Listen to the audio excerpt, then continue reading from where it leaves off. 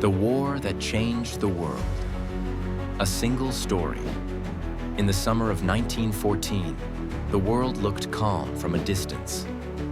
Cities buzzed with life, farmers tended their fields, and children chased each other through quiet streets. But behind that peaceful picture, the great nations of Europe were tense. They had built powerful armies, made promises to defend one another, and watched their neighbors with worried eyes. It was as if the whole continent was a row of matches waiting for a spark. That spark came in a city called Sarajevo, where the assassination of Archduke Franz Ferdinand set off a chain reaction no one could stop. One country declared war, then another, and another pulled in by alliances, fears, and old rivalries. In just weeks, the world was at war. Across Europe, soldiers marched toward battlefields that stretched farther than anyone had imagined. On the Western Front, trenches zigzagged across muddy fields. On the Eastern Front, armies moved back and forth over huge distances. Even nations far from Europe joined in, sending troops, supplies, and support. It truly became a world war. Life in the trenches was harsh. Rain turned the ground to thick mud, and the rumble of distant artillery shook the earth like thunder. But inside those trenches were people. Young, hopeful, scared, brave.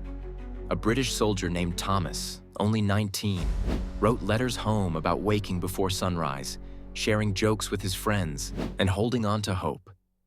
Beside him, a French soldier named Emile passed around a small piece of chocolate to lift everyone's spirits. And across the lines, a German soldier named Lucas wondered when he would see his family again. They wore different uniforms, but their hearts carried the same wish: to survive, to go home, and to see peace return.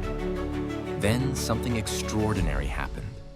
On Christmas Eve in 1914, soldiers on both sides heard singing drifting through the cold night air.